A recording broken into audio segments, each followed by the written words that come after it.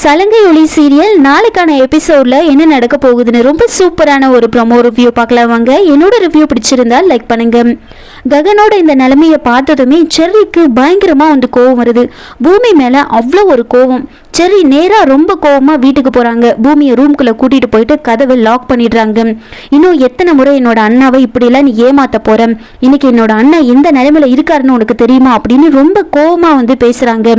ஏன் இப்படிலாம் அவரை ஏமாத்திட்டு இருக்க அப்படின்னு சொல்ல, அப்போ பூமி உங்க அண்ணனை நான் எந்த அளவுக்கு உயிரா காதலிக்கிறேன்னு உனக்கு தெரியாதா அப்படின்னு சொல்ல, வாயை மூடு, எதுவுமே பேசாத, உயிரா காதலிக்கிறேன்னு சொல்றியே, கைப்பிடிச்சு வாழ்க்கை முழுக்க நடக்கிற நிலைமை வரும்போது எனக்கு என் அப்பா தான் முக்கியம்னு சொல்றியே, எத்தனை முறை என்னோட அண்ணாவை இப்படி நீ ஏமாத்த போற பூமி அப்படின்னு சொல்ல, உடனே பூமி வந்துட்டு ஏன் இப்படியெல்லாம் பேசுற செர்ரி, சூழ்நிலை என்னோட காலை அப்படியெல்லாம் கட்டி போட்டிருக்கு, நான் என்ன பண்ண முடியும் அப்படின்னு சொல்ல, பேசாத, எதையுமே நீ பேசாத, பொண்ணுங்கனாலே என்னோட அண்ணாக்கு சுத்தமா பிடிக்காது, கல்யாணமே பண்ணிக்க மாட்டேன்னு சொல்லிட்டு இருந்தவர் கடைசியில உன்னை போய் லவ் பண்ணியிருக்காரே அப்படின்னு, அதுதான் அவர் செஞ்ச பெரிய பாவம் அப்படின்னு சொன்னதுமே பூமி நீ என்னை ரொம்ப கஷ்டப்படுத்துற அப்படின்னு சொல்ல, நான் ஒரு உண்மையை உனக்கு சொல்லட்டுமா, இமயமலை போல இருந்த என்னோட அண்ணா உன்னை தவிர வேற எந்த பொண்ணை காதலிச்சிருந்தாலும் அந்த பொண்ணு கண்ணை மூடிக்கிட்டு என் அண்ணா பின்னாடி வந்திருப்பா, ஆனா உன்னை காதலிச்சதுதான் அவர் பண்ண பெரிய தப்பே அப்படின்னு வந்து சொல்றாங்க. பூமி இதெல்லாம் கேட்டு பயங்கரமா வந்து அழறாங்க. உனக்கு ஒரு விஷயம் தெரியுமா, என் அண்ணா குடிக்கவே மாட்டாரு, குடிக்கிறவங்கள பார்த்தாலே சுத்தமா பிடிக்காது, அப்படிப்பட்ட அண்ணா நேற்று நைட்டு அவர் கூட நீ வரலன்னு சொன்னதுனால முறையா அந்த அளவுக்கு குடிச்சிட்டு வீட்டுக்கு வந்திருக்காரு.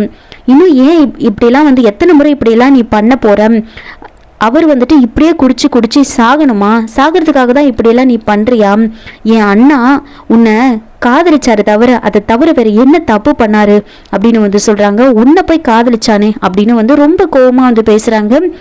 நீ பேசுறதுலாம் எனக்கு ரொம்ப கஷ்டமா இருக்கு அப்படின்னு வந்து சொல்றாங்க. உடனே வந்துட்டு செர்ரி வந்து சொல்கிறாங்க, மரம் மாதிரி இருந்த என் அண்ணா மனசை அப்படியே துண்டு துண்டா நீ உடைச்சிட்ட, உன் மனசுக்கு அந்த காயம் என்னன்னு தெரியணும், ஒரு அண்ணனுக்கு தம்பியா அப்படிப்பட்ட காயம் எந்த அளவுக்கு இருக்கும் அப்படின்னு உனக்கு புரிய வைக்கிற உரிமை எனக்கு இருக்கு அப்படின்னு வந்து சொல்கிறாங்க. அண்ணா சொன்னது உண்மைதான், ஒரு ஆம்பளை அந்த குடும்பத்தை விட்டுட்டு போயிட்டா எல்லாருமே அதை கேவலமாக தான் பார்ப்பாங்க, கடைசியில் காதலிச்ச பொண்ணுக்கே அந்த வீட்டோட மருமகளாக வரதுக்கு இவ்வளோ தயக்கம் இருக்குன்னு அண்ணா சொன்னது உண்மைதான் அப்படின்னு சொல்றாங்க. உடனே பூமி ஐயோ உன்னோட அண்ணா அப்படி நினைச்சுக்கிட்டாரா, அப்படியெல்லாம் எதுவுமே கிடையாது, என்னோட அப்பாவோட உயிருக்கு ஆபத்து இருக்கு அப்படின்றதுனாலதான் நான் வரமாட்டேன் அப்படின்னு சொன்னேன், நான் இப்பவே உடனே ஃபோன் பண்ணி பேசுறேன் அப்படின்னு சொல்றாங்க. உடனே சரி வேணாம், இனி நீ அண்ணா கிட்ட எதுவுமே பேசக்கூடாது, பேசி பேசி மனசுல நம்பிக்கை வர வச்சு திரும்பவும் கை விட்டுட்டா இந்த முறையாவது அவன் குடிச்சான், அடுத்த முறை அவன் விஷம் குடிச்சிருவான், அண்ணாவை கொஞ்சம் கொஞ்சமா கொன்னுடாத பூமி, ஒரேடியா கொன்னுடாத நீ அப்படின்னு சொல்லிட்டு ரொம்ப வந்துட்டு மோசமா வந்து ரொம்ப கோபமாக வந்து பேசிடுவாங்க. பூமி இதெல்லாம் கேட்டுக்கிட்டு பயங்கரமாக வந்து அழுதுகிட்டே நின்றுட்டு இருப்பாங்க.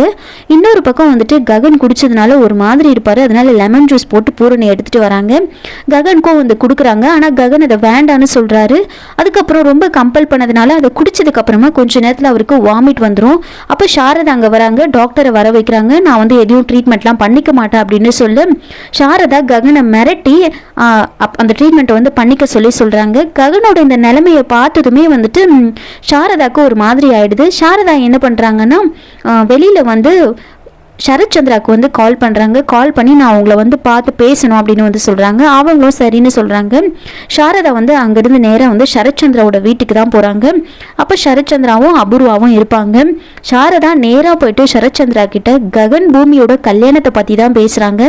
எனக்கு என்னோட பையனா ரொம்ப முக்கியம், அவன் லவ் பண்ணுற பொண்ணோட கல்யாணம் பண்ணி வைக்கணும்னு நான் ஆசைப்படுறேன், பூமியும் அதே மாதிரி காதலிக்கிறான், தயவு செஞ்சு நீங்கள் வந்துட்டு பூமியை வந்து ககனுக்கு வந்து கல்யாணம் பண்ணி வைங்க, பூமிக்கு நீங்க வேற எந்த ஒரு மாப்பிள்ளையை பார்த்தாலும் கண்டிப்பா அவ வேண்டான்னு சொல்லுவா, அதே மாதிரி தான் என்னோட பையனும், உங்களை நான் கெஞ்சி கேட்கிறேன், தயவு செஞ்சு அவங்க 2 பேருக்கும் கல்யாணம் பண்ணி வச்சிருங்க அப்படின்னு சொல்லி கையெழுத்து கும்பிட்டு சரத்சந்திராவோட காலில் விழுந்து சாரதா வந்து கெஞ்சுறாங்க. அப்போ வந்து அபூர்வா என்ன பண்றாங்கன்னா, சரி நீ சொல்ற மாதிரியே நாங்க கல்யாணம் பண்ணி வைக்கிறோம், ஆனா நாங்க சொல்றது நீ பண்ணணும் அப்படின்னு ஒரு கண்டிஷன் வைக்கிறாங்க. அப்ப சாரதா என்ன அப்படின்னு கேட்க நீ வந்து கிருஷ்ண பிரசாத்தை டைவர்ஸ் பண்ணிடணும் அப்படின்னு வந்து சொல்கிறாங்க. அதை கேட்டதுமே சாரதாவால் தாங்கிக்கவே முடியல. வெளியில் வந்து ரொம்ப அழுவாங்க. இதுக்கு ஓகேனா நாங்கள் கல்யாணம் பண்ணி வைக்கிறோம் அப்படின்னு சொல்கிறாங்க. சாரதா கொஞ்ச நேரத்துக்கு வெளியில் போயிட்டு ரொம்ப நடந்ததெல்லாம் நினச்சிக்கிட்டு அப்படியே அழுதுட்டு அதுக்கப்புறமா கொஞ்ச நேரம் பொறுத்து உள்ளே வராங்க. சரி, நீங்கள் சொல்கிற மாதிரியே நான் செய்கிறேன். என் பையனுக்காக நான் என்ன வேணாலும் பண்ணுவேன். அதனால் நான் அவரை டைவர்ஸ் பண்ண ஒத்துக்கிறேன் அப்படின்னு வந்து சொல்கிறாங்க. இது சொன்னதுமே சரத்சந்திராவுக்கு பயங்கர ஷாக்கு.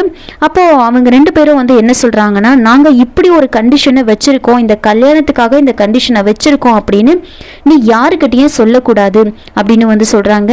அப்போது சாரதா வந்துட்டு சரி, நான் யாருக்கிட்டையும் இந்த விஷயத்த வந்து சொல்லிக்க மாட்டேன், யாருக்கிட்டையும் நான் காமிச்சிக்க மாட்டேன், அவங்க 2 பேரும் வந்து நீங்கள் சேர்த்து வைக்கணும், அவங்க 2 பேருக்கும் சீக்கிரமே கல்யாணம் பண்ணி வைக்கணும் அப்படின்னு வந்து சொல்கிறாங்க.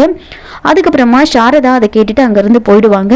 அப்போது வந்து சரத்சந்திரா வந்து சொல்கிறாங்க, கல்யாணம் பண்ணி வைக்கிறோன்னு சொல்லிட்டோம் அப்படின்னு சொல்ல அதுக்கு அபூர்வா வந்துட்டு இப்போ எல்லாமே கிளியர் ஆயிடுச்சா, நமக்கு இந்த கிருஷ்ண பிரசாத்தும் சாரதாவும் டைவர்ஸ் வாங்குறதுக்கு ஒரு வாய்ப்பு கிடைச்சிருச்சு.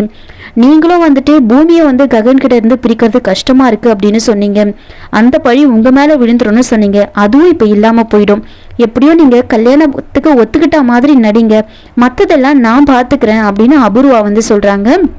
இப்படியும் நமக்கு கிடைச்ச வாய்ப்பை நம்ம பயன்படுத்திக்கிட்டோம். இப்படியே நீங்கள் மெயின்டைன் பண்ணுங்கள், நான் பார்த்துக்கிற மற்றதெல்லாம் அவங்களே இந்த கல்யாணம் வேண்டாம்னு சொல்கிற அளவுக்கு நான் பண்ணிடுறேன் அப்படின்னு அபூர்வா வந்து சரத்சந்திரா கிட்ட சொல்கிறாங்க. கொஞ்ச நேரத்தில் சரத்சந்திரா என்ன பண்ணுறாருன்னா வீட்டில் இருக்கிற எல்லாரையுமே கூப்பிடுறாரு. நான் உங்கள் எல்லாருக்கிட்டுமே ஒரு விஷயம் பேசணும் அப்படின்னு சொல்லி கூப்பிடுறாங்க. அப்போ சரத்சந்திரா எல்லாருக்கும் ஸ்வீட் எல்லாம் கொடுக்க சொல்லுவாங்க. அப்போது நான் வந்துட்டு பூமிக்கு கல்யாணம் பண்ண போகிறேன் அப்படின்னு சொன்னதுமே நக்ஷத்ராவுக்கு ரொம்ப சந்தோஷமாயிடுது. என்ன அப்படின்னு வந்து யோசிக்கிறாங்க. எப்படியோ அப்போ ககன் மாமாவை நான் கல்யாணம் பண்ணிக்கலாம் அப்படின்னு நக்ஷத்ரா யோசிச்சுக்கிட்டு இருப்பாங்க. அப்போ மாப்பிள்ளை யாரு அப்படின்னு கேட்கும்போது சரத்சந்திரா வந்துட்டு பூமி உயிரை காதலிக்கிற ககனுக்கு தான் நான் வந்து பூமியை கல்யாணம் பண்ணி வைக்க போறேன் அப்படின்னு சொன்னதுமே பூமிக்கு ரொம்ப சந்தோஷமாயிடுது.